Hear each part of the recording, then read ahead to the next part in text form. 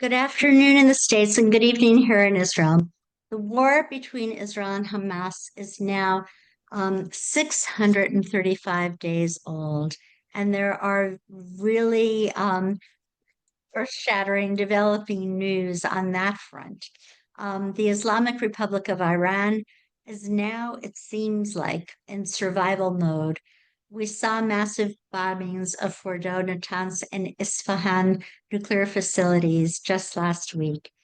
Yet, we know that the Ayatollah Khomeini is still in place and that the secret police in Iran is rounding up suspected Mossad agents, particularly in Iran's beleaguered Jewish community. We also know that within Iran, the Islamic Republic is maintaining tight surveillance and control over dissent through censorship and arrests. One of the most senior imams in Iran and closest aides to Khomeini, Makram Shirazi, just issued a fatwa against President Donald Trump. Here to discuss this and many, many more stories, including what has been going on very recently in Gaza, what is happening with the Prime Minister and his trial, and what is happening with the negotiations that President Trump is involved with Israel and Gaza, is one of the nicest people that I know, and that's Alex Traiman.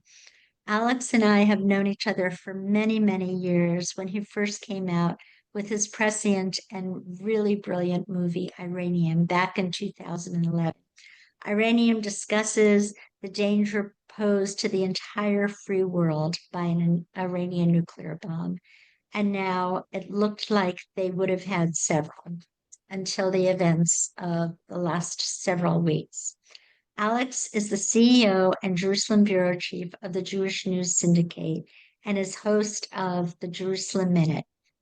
He's a seasoned Israeli journalist, documentary filmmaker, and startup consultant, and an expert on Israeli politics and U.S. Israel relations. He's interviewed top political figures within Israel, including Prime Minister Benjamin Netanyahu, who seems to like him very much, National Security Advisor Ron Dermer, many American senators and national security officials. And he has appeared on major networks like the BBC, Bloomberg, CBS, NBC, Fox, I-24, and Newsmax, among others. He's a former NCAA champion fencer. Be careful of him. And a Yeshiva University Sports Hall of Fame member. He made aliyah back in 2004 and lives here in Jerusalem with his beautiful wife and 5 children. Alex, it is really a profound pleasure to have you once again on our webinar. Thanks, Sarah. Uh, You could have given the whole history of my childhood over there. right, right. Well, it's really, I think you're one of the gems and one of the most astute political analysts on the scene today. Thank you. On June 24th, rather, you wrote that the war between Israel and the Islamic Republic of Iran could not have been waged without President Donald Trump in office. Yet Israel's actions in Operation Rising Lion cleared the skies in Iran, allowing the Americans to act. Why do you believe that this is firmly the case? Well, thanks, Sarah, and thanks everybody.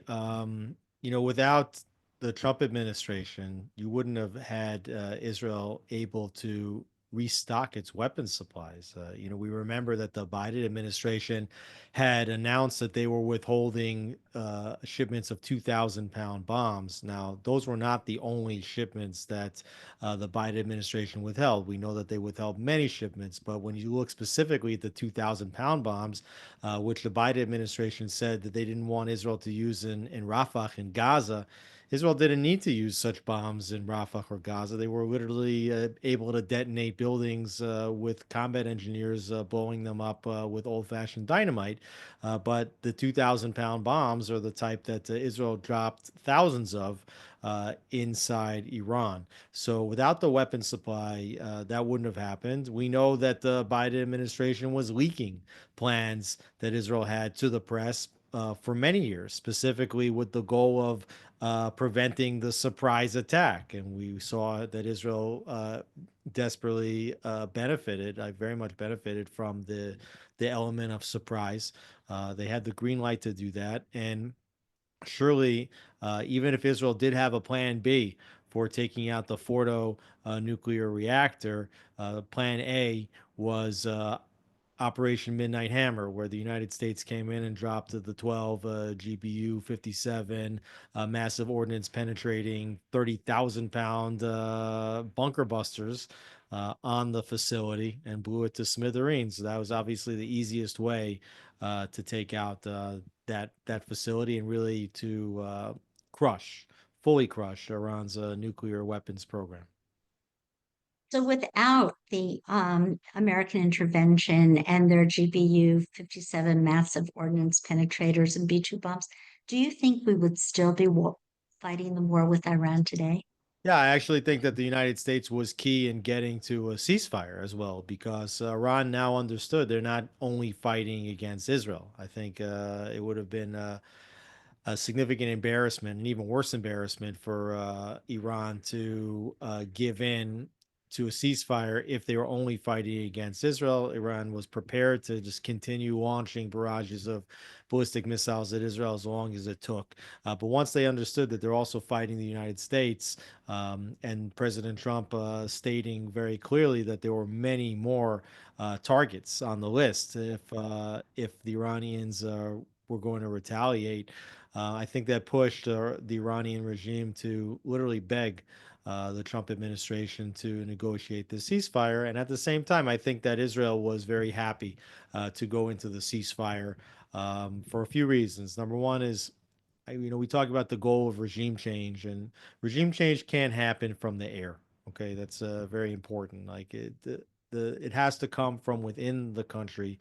They have to rise up. They have to take out their leadership on their own, because you don't want to get stuck in any kind of regime building, and you want the Iranian people to be responsible for picking who their regime will be or who their regime will not be.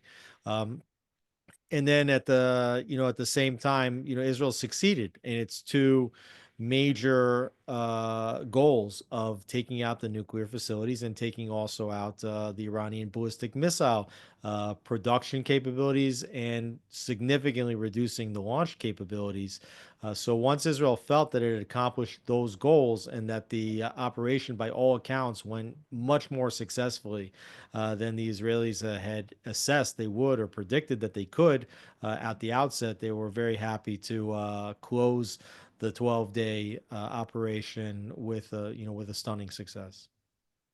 So it looks to both you and to me that Iran virtually begged for a ceasefire. Yet the regime remains in place.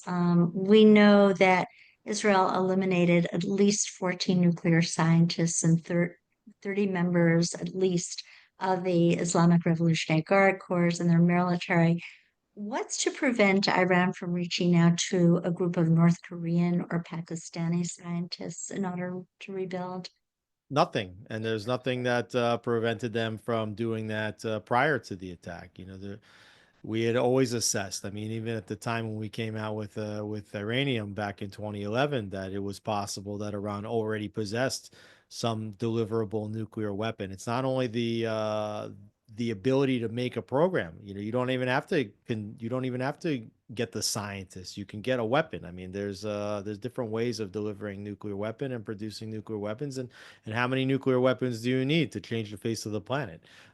So, I mean, there's definitely a big threat. But in terms of Iran's own ability now to produce nuclear weapons, and we're not talking about a single deliverable nuclear weapon, we're talking about a whole stable of nuclear weapons. I think that Iran's chances for that have been put back to zero. They'll have to start all over again. Right. So, what do you believe remains of the late Qassam Soleimani's Ring of Fire theory of building terrorist proxies surrounding Israel? What's your assessment of the remaining power of Hezbollah, Hamas, and the Houthis? Well, that was probably the biggest accomplishment that led to the Operation Rising Lion. Iran's strategy of deterrence to prevent Israel from attacking its nuclear facilities was this ring of fire that it had established around Israel. Hamas in Gaza, Hezbollah in southern Lebanon, the Houthis with their ballistic missiles in Yemen. And apparently, according to the prime minister's narrative, Hamas jumped the gun. And Hezbollah didn't really come in the way perhaps the plans had between all of the terror proxies had been laid out. Had Hezbollah attacked Israel the same way Hamas did on October 7th with a cross border raid, with missiles raining all over Israeli society. Israel could have lost tens of thousands of people. I mean, the damage would have been immense. But Hamas apparently jumped the gun, and it allowed Israel to attack Hamas first, isolate them, then deal with Hezbollah. By all accounts, maybe the war against Hezbollah was even more successful than the war in Gaza in terms of filing down their capacity to fire missiles. Something like 75 to 80% of their capacity. They were pushed back many miles beyond the Israeli border, um, away from out of southern Lebanon. And the Houthis have been hit very hard as well. I mean, they're still firing. Just yesterday, we ran to bomb shelters here in Jerusalem and elsewhere along the country when they sent a singular ballistic missile that was, intercepted overhead. Um, and I think that there's a good possibility that we might see a renewed offensive against the Houthis in Yemen. We know that Israel's already struck against the airport in Sana'a, against the Hodeida port, against some of the oil facilities that are there. And we know that the United States also attacked over 1,000 targets in Yemen over a span of several weeks in retaliation for the Houthis' attacks against U.S. naval vessels and the interruption of commercial shipping through the Red Sea. Meanwhile, commercial ships are still not going through the Red Sea the way they were before October 7th. And the Houthis continue to fire missiles at Israel. So we might see now, following the success of Israel's air campaign against Iran, and now we all understand what Israel's capable of doing, that there might be a new offensive against the Houthis in Yemen. So, do you think that this operation has put to rest the failures of October 7th?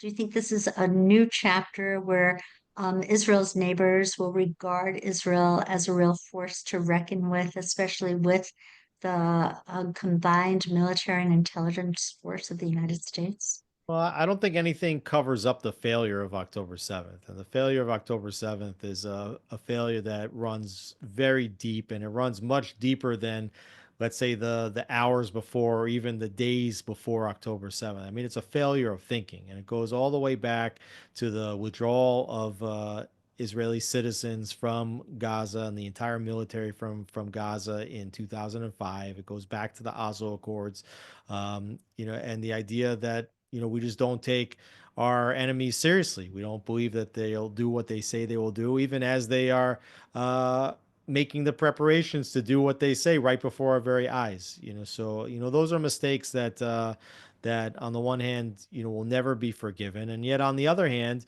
if Hamas hadn't done it, you wouldn't have this war that now has really changed the face of the entire Middle East. And like you said before, this entire ring of fire, which has destabilized the entire region. It's not just Iran, and it's not just these terror organizations. Iran has destabilized Iraq, it destabilized Syria, it destabilized Lebanon, it destabilized Gaza, it destabilized Yemen. The Houthis had attacked the Saudis. They're trying to destabilize Jordan. They're trying to destabilize Judea and Samaria. Um, so, Israel, pivoted from the failure of October 7th into the opportunity of October 8th, which was to remove, this entire terror octopus, first filing down the tentacles of the octopus and now striking at the head of the octopus. And what that does is it really opens up the region for the potential of normalization for the potential of peace. Now, obviously, this isn't potential. This doesn't make all of a sudden everybody who lives in the region a Jew loving, like a philo-Semite all of a sudden. That's not the case. But certainly we see that one of the reasons why Hamas said that they attacked on October 7th and Iran got involved in this war was to prevent the normalization between Israel and Saudi Arabia, which had been talked about for many months before then.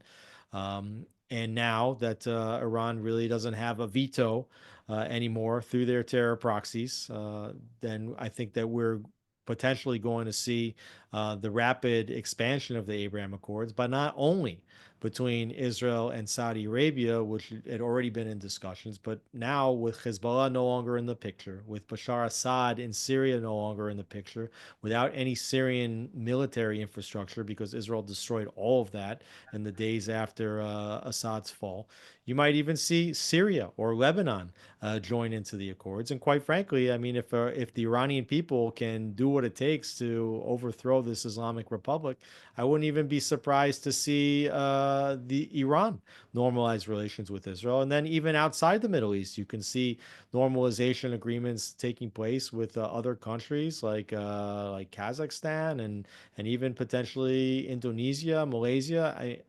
We don't know exactly where all of these conversations stand right now, but it seems as though there's the distinct possibility of Israel normalizing with many, many, many Muslim majority countries. And what's really, really interesting about that is that previous U.S. administrations thought it was impossible on the one that this could happen. They stated as much. They didn't do what it would take to make these normalization agreements happen. But secondly, and perhaps more important, they were trying to isolate Israel, particularly in Western Europe. And really around the whole entire world for that matter. And here now, if you see that these Muslim majority countries, including Saudi Arabia, which is the seat of Islam, Sunni Islam, would come and normalize relations with Israel, and they say, look, we don't have any problem with Israel, then why would the Western Europeans and others have a problem with Israel? So this is it really flips the entire narrative of the paradigm of isolating Israel on its head. Right. So, getting back to Hezbollah and Lebanon, um, what do you know? I know you've written a lot about this, about the side letter that the United States signed in terms of Hezbollah's actions against Israel. Well, we know that when Israel and Hezbollah entered into the ceasefire agreement, that there was a lot of Israelis that were, concerned about and saying, "Hey, you're on the offensive. Hezbollah's on their heels. You've taken out 70-80% of their missile firing capability. Why are you stopping? Like, keep going."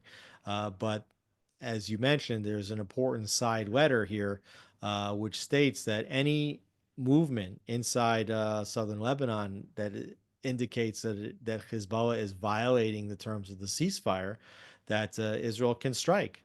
And you see that Israel has continued to strike inside southern Lebanon even after the ceasefire. And Hezbollah is not doing anything about it. And the Lebanese army is allowing Israel to do it because, quite frankly, finishing the job and ensuring that there will be a lasting peace between Israel and Hezbollah is in the interest of all of Lebanon. And so even as Israel was attacking Iran over 12 days, Israel was striking inside southern Lebanon. But you didn't see Hezbollah fire even one missile, not one missile at Israel the entire period. So, Hezbollah has been deterred and Israel's been able to act as it needs. And so, if there will be some kind of formal ceasefire agreement, even with the Iran and the United States and Israel, I believe that Israel would again seek similar guarantees that if they see the Iranians making any moves towards renewed ballistic missile production, if they start moving missile launchers in a way that indicates that they might start firing, and if they start rebuilding their nuclear program or start moving enriched uranium towards some kind of crude dirty bomb or something like that, you're going to see Israel strike very fast because, quite frankly, everybody can see right now that Israel's military doctrine has changed. Exactly. So, as you know, President Trump has just proposed a 60-day ceasefire with Hamas. I've been reading reports today that Hamas has rejected it again, once again, and Israel has accepted it. Um, what do you believe if they do finally accept a ceasefire? What do you believe that Trump will be offering Hamas for them to ever agree to the terms of a ceasefire? And what would the ramifications of this be in terms of stability with Gaza? Yeah, well, first and foremost, I think that Israel is getting ready to wind down this war. I think they're much more willing to wind down the attacks, and that's why, Israel really for the first time has signaled that, you know, at the end of a 60-day ceasefire, the goal would be to negotiate towards the end of the war, something that they were not saying in previous rounds of ceasefire discussion. Israel obviously wants to get back the remaining hostages. Um, and even when I had interviewed Ron Dermer in February of 2024, just a few months into, maybe 5 months into the war, we talked about what an end game could look like, and he talked about a grand negotiation deal whereby you would see the permitted exile of Hamas leadership uh, and the return of the hostages in exchange for an end of fighting. It's not clear if Hamas will accept it. There's two parties to any negotiation. The only card that Hamas holds today is the hostages, and they can continue to hold all of Israel hostage by maintaining the captivity of the 20 to 22 living hostages plus the 30 additional bodies that they're holding. I mean, these sickos like they took bodies that they had slaughtered on October 7th because they know how valuable that is to Israel and to Jews, that they want those bodies back for proper burial. Um, I believe that unfortunately we're likely to see Israel release many terrorists from Israeli jails and return them to Palestinian Authority controlled territories in a prisoner swap in exchange for the hostages, as they've already agreed to do on multiple occasions during this war. So I don't think this time would be any different. Um, if Hamas leaves, then what you could see is an investment into the rebuilding of the Gaza Strip. As long as Hamas remains in control, you're not going to see any investment into the Gaza Strip. Um, and so the question is going to be, what do the Gazan people want? Are they sick of Hamas? And I would suggest that even if they supported Hamas, and even if they supported the attacks on October 7th, they can all now clearly see that Hamas did not deliver the goods, uh, didn't deliver the dream that the Gazans all imagined or hoped for. So even if they're fully anti-Semitic at this point, they could still find major flaws with Hamas's strategy and their ability to deliver. And maybe they will force Hamas out. And I think Israel doesn't really want anymore to hunt down every last Hamas operative with a gun, because it will take a long time to do that. And with Hamas terrorists are hiding among the civilian population, and it will take many, many more months, and continuing to move civilians in and out of the way and facilitating the delivery of the humanitarian aid. And I think that Israel feels like they've already taken out all of the Hamas senior leadership, most of the mid-level leadership of Hamas. They reduced all the rocket capacity. They've destroyed much of the tunnel network, and they've also flattened most of Gaza because Hamas had booby trapped all of Gaza, and so now it's flattened. So in terms of military victory, The military victory is already there. The remaining piece is whether they can get back the hostages. Right, right. Which is, as you know, a very divisive, polarizing issue here in Israel. I don't think it's Um, that divisive. I think everybody wants the hostages back at this point. we all You know, do, right, right. So, with you and I running into our mamads with our families yesterday, and the Houthis starting in again, to shoot missiles at Israel, how do you believe Israel should respond to the Houthis? well, you have this difficult situation here, where, as you saw in Lebanon, you saw in Iran that that these missile launchers are on trucks, and they sort of like can pop up from here and they can pop up from there. And Israel doesn't really have the same type of deep intelligence that they had in Lebanon, and as we saw, they had in Iran. In Yemen, this is not a place that really before this war that Israel had focused much attention on, because it didn't really seem like Yemen was a direct threat to Israel. Now, I'm assuming that over the last several months, it really almost 2 years, that the Israeli intelligence is better. Until now, Israel has opted for the big blasts, hitting at the sort of national infrastructure. And I think you could see Israel do that again. I mean, they could really penalize Yemen dramatically for the attacks of the Houthis. I would say that Israel might have the ability to blow Yemen back into the dark ages, but maybe some people would say they're already living in the dark ages. Um, it's not a well-developed country, but I think that Israel cannot continue to allow the Houthis to fire. At the same time, I know that there's an assessment among Israeli leadership that if the war in Gaza comes to an end, that there's the belief that the Houthis will stop firing ballistic missiles at Israel. Yeah. So you recently wrote a brilliant article about what has been going on with the corruption trials against Prime Minister Netanyahu, sorry, um, and what President Trump has written on Truth Social.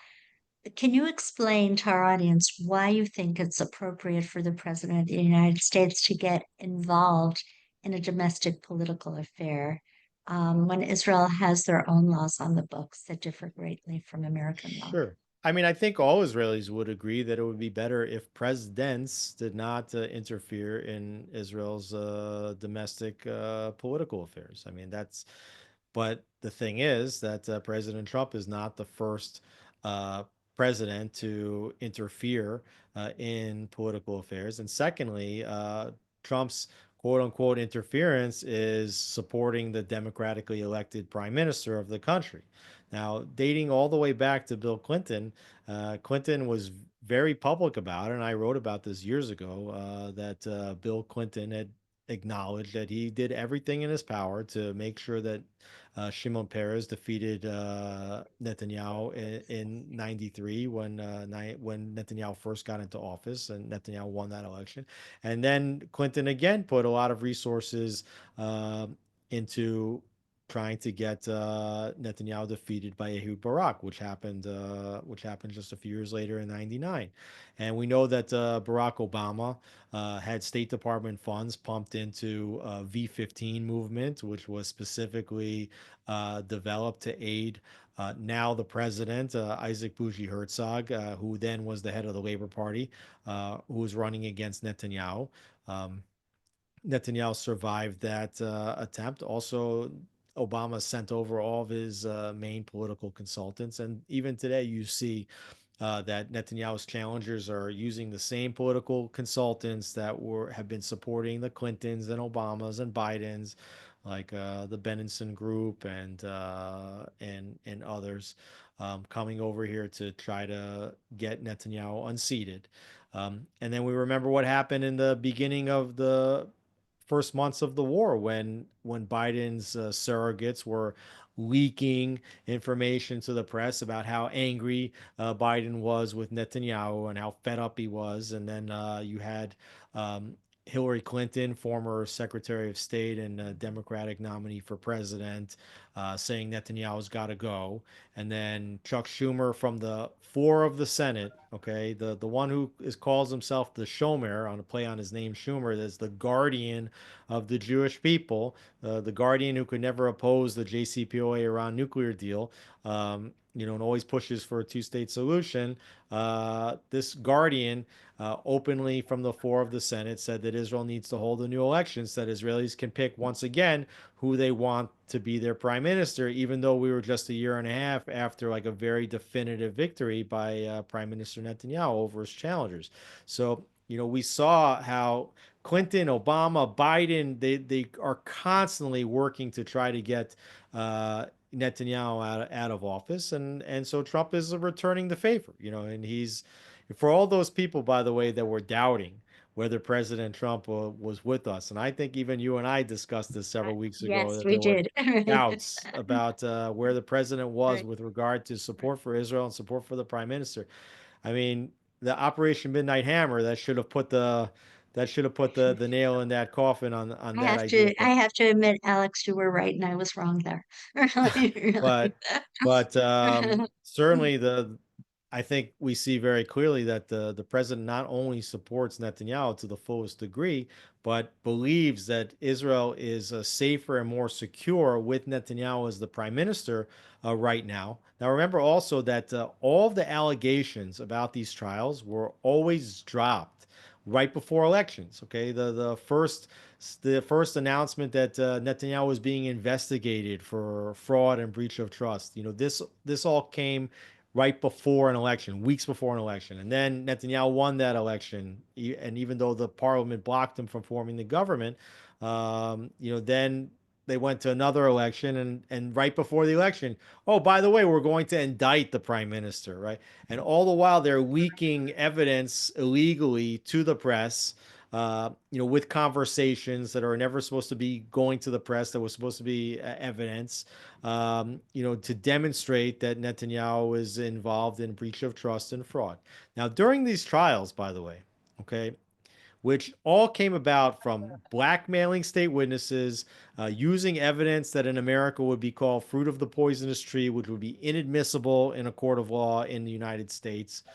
Even with blackmailing the state witnesses, even with using inadmissible evidence, the court on three separate occasions told the prosecution to change their charge sheet against the prime minister in the middle of the trial. That's a grounds for a mistrial in the United States. Okay. And then after the prosecution made their case in what they consider the most serious charge, in which they were accusing the prime minister of bribery, the court told the prosecution, after their lengthy presentation, which lasted months, they said, you don't have a case for bribery.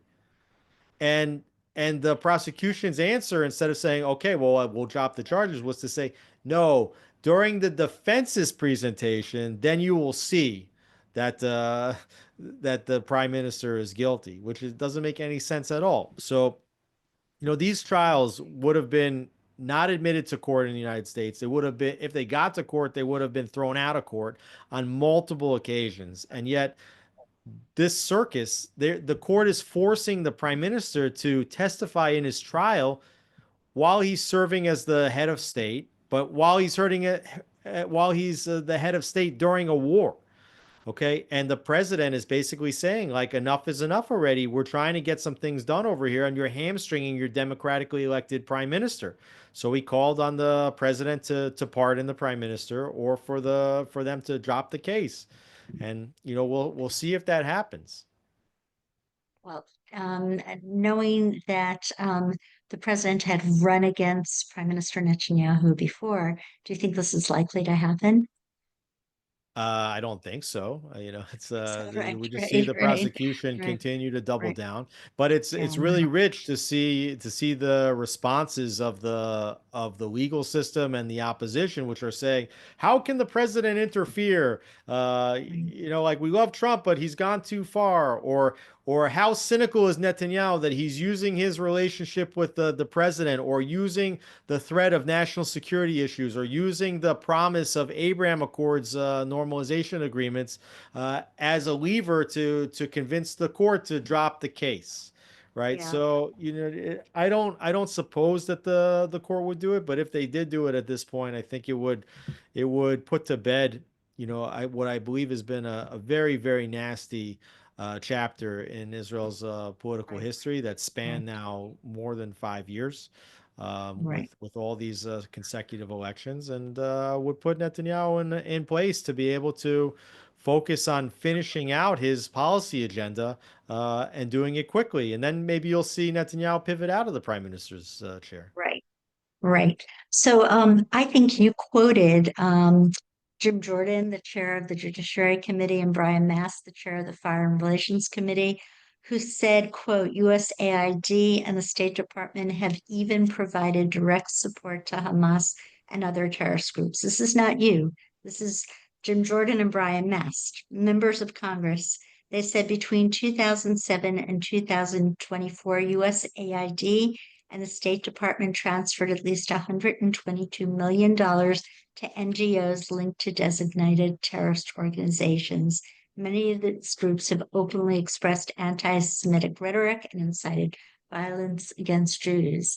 I mean, it is so obvious that there have been certain political biases within previous American administrations that have really tried to demonize and undermine the survival and the existence of the Jewish state.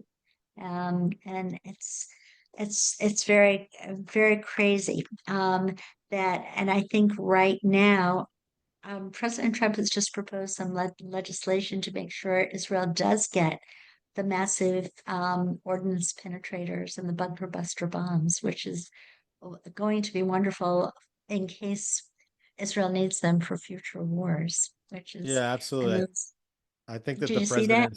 I think the president's doing everything that he can to correct the misdeeds of his predecessors, Right, both with regard to strengthening Israel's enemies, which Trump's predecessors did, and Trump is now also, really trying to change the entire face of the region, with the Abraham Accords. And fortunately, he's also helping Israel restock its supplies, which obviously dwindled down to very low levels in a war that's lasted almost 2 years. And I think that it's important that he's doing that right now. But I also think it's very important that Israel, um, very quickly, continue to ramp up their own capabilities to develop weapons of all kinds, specifically the what you need for air defenses, and also the bombs that you're putting inside the airplanes, and because I don't think there's any guarantee that Israel is going to have another president to work with who's going to be as friendly as President Trump, and that's whether the next president is some progressive Democrat. We saw the Kamala Harris.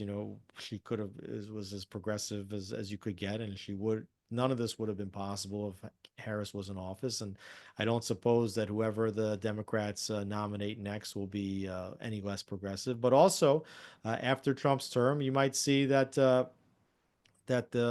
presidency, or that the Republican candidate is part of this isolationist camp, which is also now rapidly proving itself to be anti-Israel. And for all the wrong reasons, by the way. But the results are the same.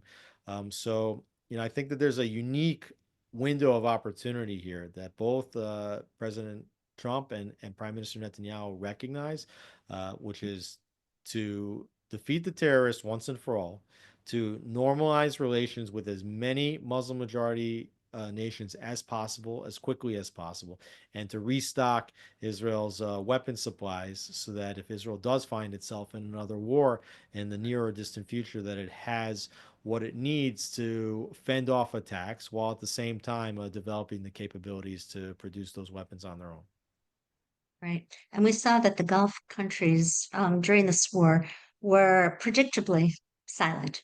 I know that they did not want to alienate the street, yet I'm sure that under the table they're applauding Israel's actions because they're as petrified of Iran, of the Islamic Right. Republic, as we It, are. wa- it wasn't just appeasing the street, as much as it was also making sure that Iran didn't target those countries with ballistic missile strikes um, during the war, right? So they were sort of hedging their bets. But we know that the Saudis and others have been telling Israel and telling the president of the United States that they want Israel and the United States to defeat the terrorists in the region. They believe Right. that the region is much calmer without Iran and their terror proxies there.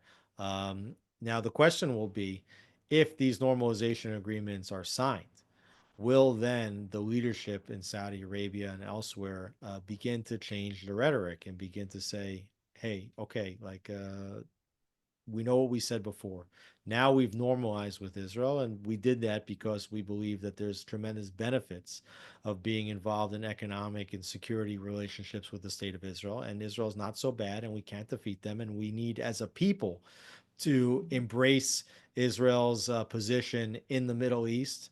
Um, Mhm. and if they do that, it'll be something that Egypt and Jordan have not done, even after the peace agreements that were signed between those countries. So, I think Israel should be looking to Saudi Arabia and should be demanding that Saudi Right. Arabia provide that type of leadership. Okay, not before a normalization agreement is signed, but certainly after a normalization agreement gets signed.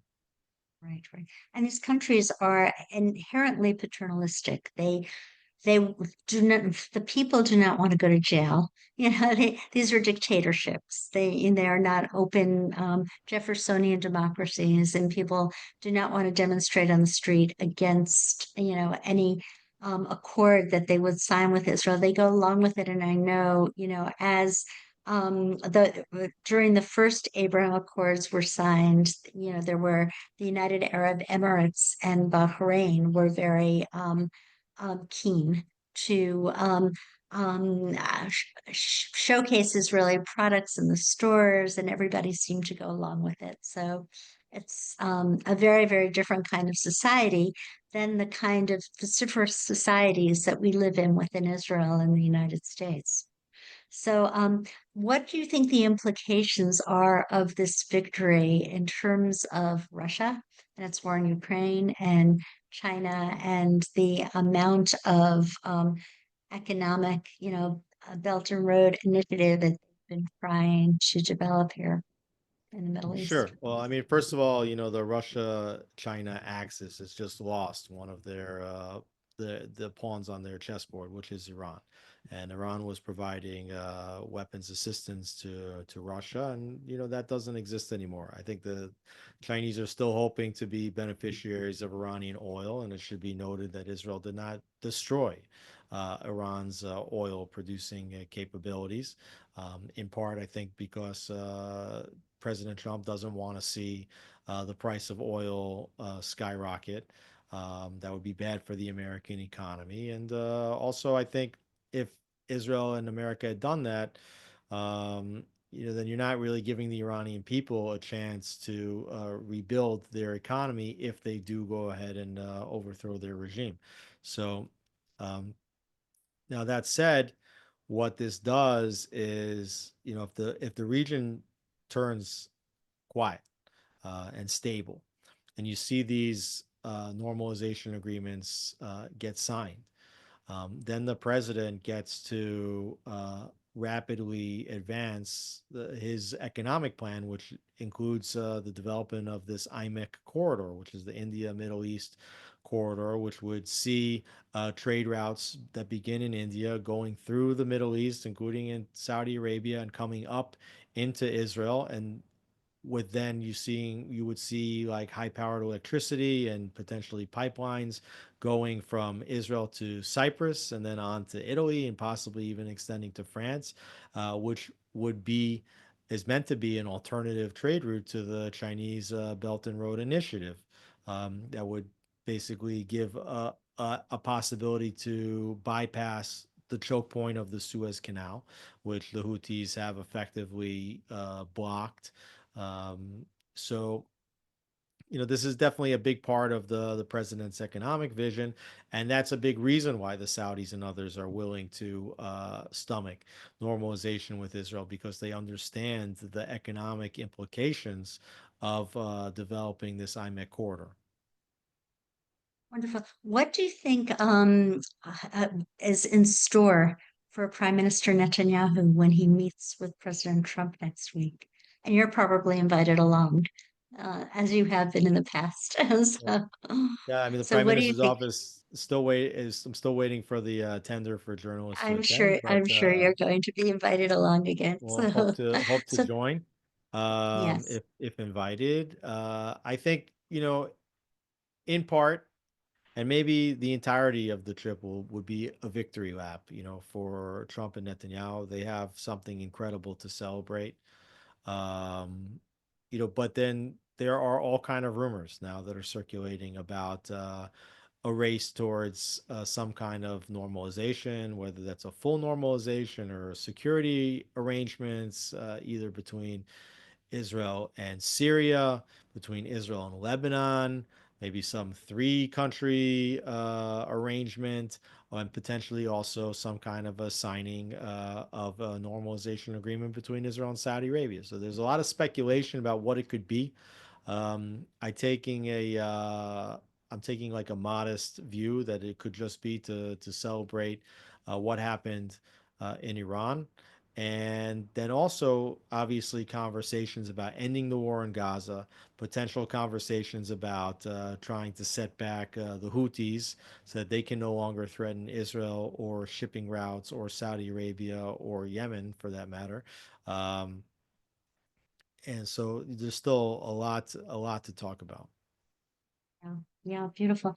So, speaking of a new Abram Accords, Abram Accords scaled up with other countries. Do you think a peace with Syria and Saudi Arabia can endure for generations? Or do you think Remains to this will be be yeah, it remains to be seen. I think with any agreements, they're really only worth the value of the paper that they're printed on. right. You see that it's very dependent on who remains in charge in any given place. The peace agreement with between Egypt and Israel. It's always been a sort of a cold peace, but it was a cold and stable peace as long as Hosni Mubarak was the president of Egypt. And then the president of the United States at the time, Barack Obama and Hillary Clinton, Secretary of State, they removed their support for Mubarak, during the Arab Spring. They basically endorsed Mohammed Morsi, the head of the Muslim Brotherhood. We saw the immediate violation of Egyptian commitments under the peace agreement.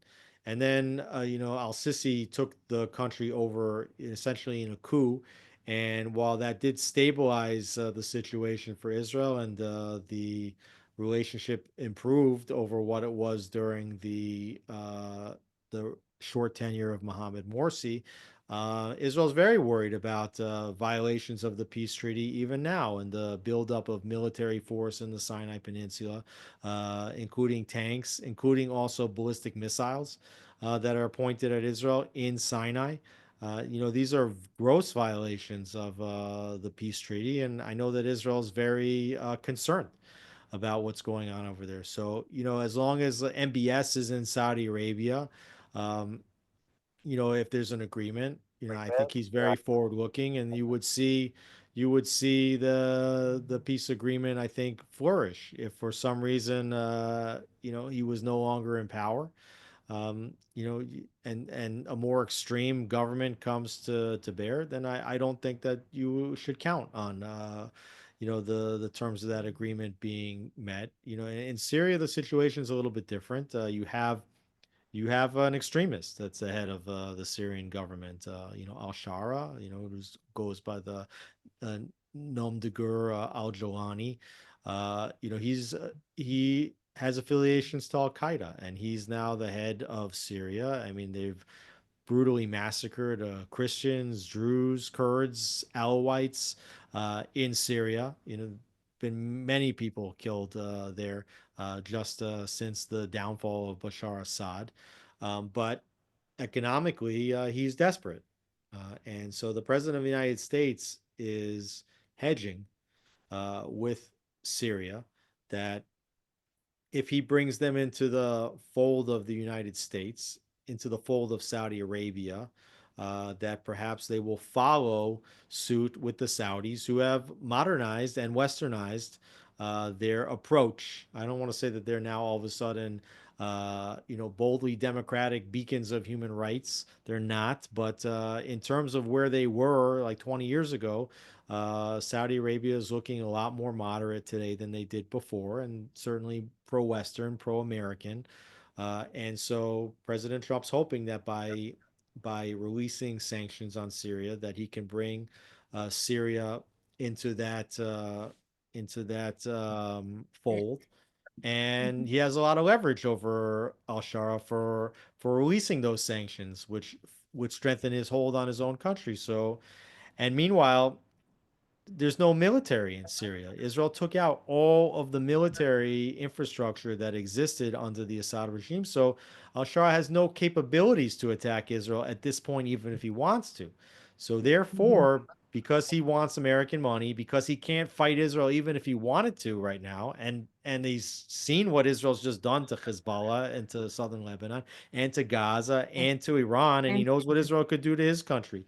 So that's peace through strength. Okay, that's the model. When your neighbors understand that they will be obliterated by you if they start up with you, okay, that's when Right, you can have peace. right, So that's what I think is. right, But right. that doesn't mean that it's a peace forever. The way peace works in any of these Muslim majority countries is that as long as there's no ambiguity as to who's the stronger player, you can have peace. The second there's a little bit of ambiguity as to who could be stronger, then that's a recipe for war. Exactly. So looking back at these 32 years since the signing of the Oslo Accords, with all of the history that you have lived through, that you and I have lived through, with the various wars we've been through, with October 7th, 2023, what do you think the most important lesson is for Israel to take away from all of this? Oh, there's so many lessons. Number one is don't underestimate the motivations or the capabilities of your enemies. Okay, if they say that they're going to attack you, believe them. So that's number one. Number two, I mean, we imported master terrorists that had been exiled from multiple countries and believed that I mean the whole war with between Israel and Lebanon in the 80s, the point of that war was to get Yasser Arafat exiled from Lebanon. And then he was sent to Mhm. Tunisia. And then in the 90s, we said, well, let's bring back this exiled arch terrorist and then we'll have peace with the Palestinians. Is insanity. So maybe the first lesson should be stop acting like insane idiots and stop empowering our enemies and stop telling our enemies that we'll give them our land, which is our biblical inheritance. Yeah, so like I'm hoping that the pages turn, but I also know that Israel has established a new doctrine in this war, which is the moment that you see that your enemies are mobilizing militarily, you strike. And you strike before, like you strike preemptively, as we did with the Iran. You don't wait and you don't hope that they're not going to attack. You don't hope that they're deterred. You ensure that they don't have the capability to attack. Brilliant. Okay, so before we leave, I want to put in a plug for jns.org. JNS does amazing quality reporting, writing, journalism under Alex Traiman, who is the CEO and Jerusalem bureau chief of JNS. And you should really try to support them. And they're doing an excellent job. Also, please, if you can, try your best to support a Met. We are on Capitol Hill every single day, even when I am in Israel. And we are fighting the good fight. We always have. Alex knows me very well. We've been doing this since the beginning days of Oslo, since the Gaza withdrawal 2005. We've always been on the right side of these issues, and um, together with jns.org, I think we make a really, really mighty team. And I'm always, always delighted to be able to interview Alex, who is just a brilliant policy analyst and spokesman. So thanks so much for everyone's support. Well, thanks, Sarah, and continue to do the great work you're doing. You guys are always punching way above your weight, and I think you said it right. There's so many Jewish organizations out there, have been afraid to challenge the issues head on when they need it, and you guys have been right time and again on the policy prescriptions that would strengthen the state of Israel, weaken Israel's enemies, and protect the Jewish people. So just keep continuing to do what you're doing, and obviously whoever's out there that's following your work, they should definitely reach into their pockets and support your continued operations. Thank you, Alex. And you should also continue to support jns.org. Thank you Okay, so also much. that. Yeah. Okay, you take care. Bye bye now. Thanks.